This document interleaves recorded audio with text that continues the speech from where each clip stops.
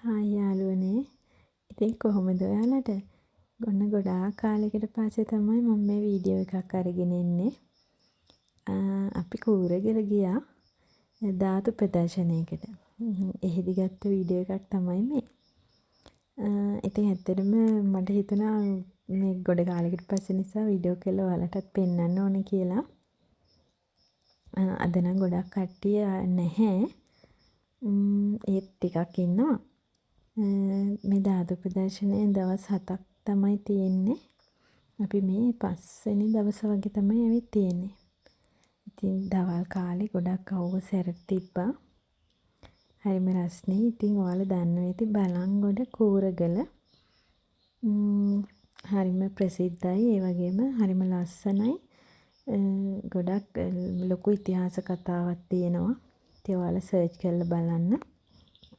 කූරගල ගැන ගොඩක් විස්තර දැනගන්න පුළුවන්. ළඟදි තමයි ඒක ගොඩ නැගුණේ. මේ ඒක ගැන ඔයාලට විස්තර දැනගන්න පුළුවන් සර්ච් කරලා බලන්න. හරි අපි දැන් මේ ඇවිත් ඉන්නේ මේ පොලිමේ ඉඳලා පොලිමේ යනවා. ඉස්සරහට ධාතු වහන්සේලා වන්දනාමාන කරගන්න ඊළඟට ඇවිල්ලා තියෙන්නේ. හරිම ලස්සනට හරිම පිළිවෙලට තියෙනවා මේ ඔක්කොම. ෆ්‍රෙෂ් මල් තියෙන්නේ. අර දවසින් දවස ඒවා පරවුනේ වයින් කරලා ඒවා සකස් කරනවා. ඒ වගේම මෙතන තිබ්බ පහන් නිවෙන්න දෙන්නේ නැතුව තෙල් දානවා. ඒ වගේම සුවඳ කූරු තියෙනවා. ඒ වගේ හරියටම ওই වතාවත් ටික ලස්සනටම කරනවා. ඔයාලට පැහැදිලිව පේනවද කියන්න දන්නේ නැහැ. වීඩියෝ කරන්න දෙන්නෙත් නැහැ එතන. මම මේ පුළුවන් විදියට මේ වීඩියෝ එකක් ගත්තා. ඉතින් ධාතුන් වහන්සේලා මීට කලින් දැකලා නැති අය ඇති. දැකගත්ත අයත් ඇති. ඉතින් කමන්නේ බලන්නකෝ. ඔයාලා හිත පහදවාගෙන බැලුවොත් ඒකෙන් ඔයාලට ලොකු කුසලයක් සිද්ධ වෙනවා.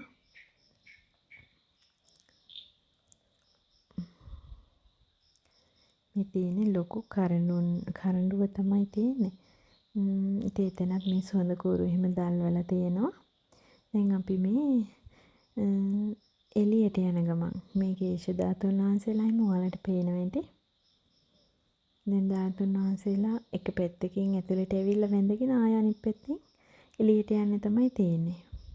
හරිම පැහැදිලිව තිබුණා. ඉතින් අපිට හරිම සතුටු දවසක්. හරිම ශ්‍රද්ධාවෙන් වන්දනාමාන කරගෙන පින් රැස් කරගත්තා. ඔයාලත් බලන්නකෝ.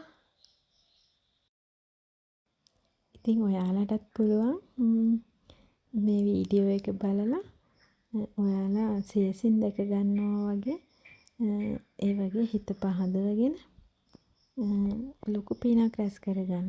ඇත්තටම ඒක ගැන කියන්න මට වචන නෑ. අද හරිම සතුටු දවසක්.